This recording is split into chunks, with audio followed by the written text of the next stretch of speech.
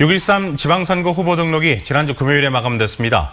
이번 주부터는 후보들이 본격적인 선거운동에 나섭니다. 네, 오늘은 광주와 전남의 후보 등록 결과와 본선 구도를 분석해 보겠습니다. 김대현 시사평론가 나와 있습니다. 안녕하십니까? 네, 안녕하십니까? 네, 전화주십시오.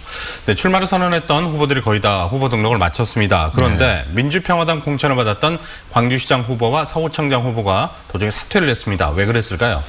네, 그 한간에 따르면 선거 비용 중 돈의 문제인 것 같습니다. 네. 광주시장에 이제 출마를 하려면 법정 선거 비용만 약 7, 8억 정도 드는데요. 네. 김종배 전 의원의 입장에서는 그 돈이 좀 부담이 됐지 않겠습니까? 그러니까 당에서는 선거초를 자신을 모셨는데 시장 당선 가능성도 좀 높은 것도 아니고, 그리고 보전 비용을 받으려면 득표율을 15%를 해야 하는데 그것 또한 확실하지가 않고. 그렇죠. 그런 상황에서 네. 그 돈이 좀 부담되지 않았나 이런 생각이 좀 들고요. 서구청장의 경우는 이제 민평당 이승일 후보가 무소속의 그 이무진 후보를 지지하고 사퇴를 했는데요. 네. 이게 참 이례적인 일이거든요. 정당에서 정당 후보가 무소속 후보를 지지하고 사퇴하는 거는.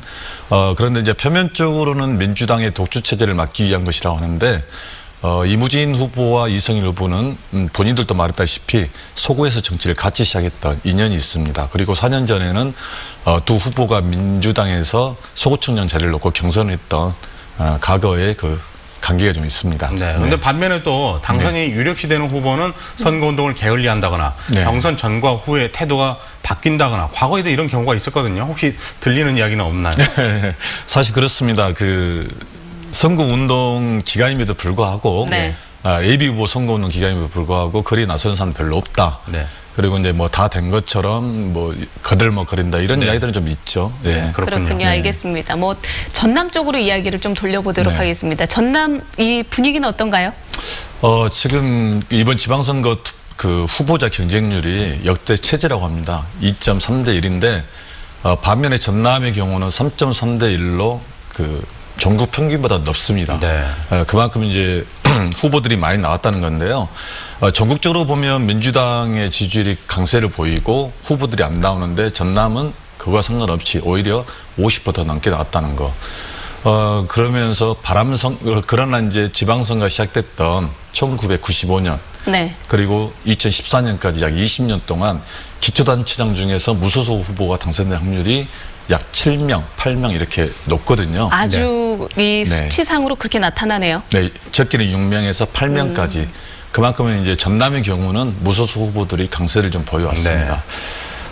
좀 관전 포인트라고 한다면 목포시장의 경우는 무소속 후보의 대결은 아니지만 민평당의 현 목포시장인 박홍률 후보 네. 그리고 이제 민주당의 김종식 후보의 구도가 좀 볼만할 겁니다. 그렇군요.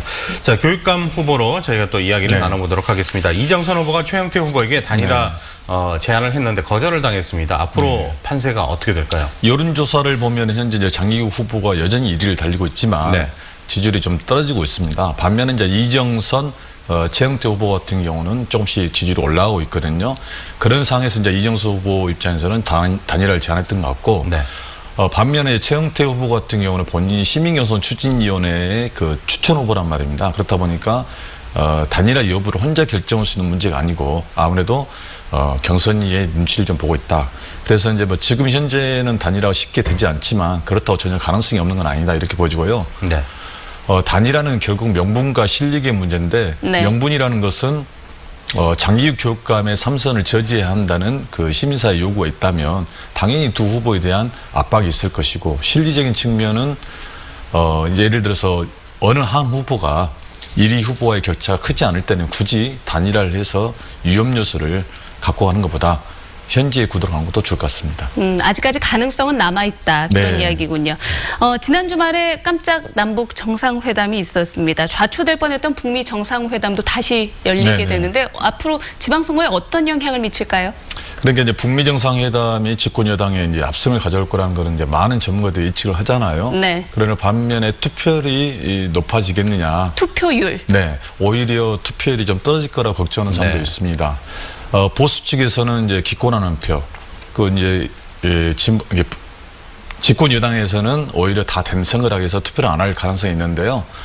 원래 그 북미 회담이 열리기 전에도 여당이 유리한 건 뭐냐면 다자구도이기 때문에 집권 여당이 좀 유리할 수 있습니다. 네, 알겠습니다. 오늘 말씀 잘 들었습니다. 네, 감사합니다. 감사합니다.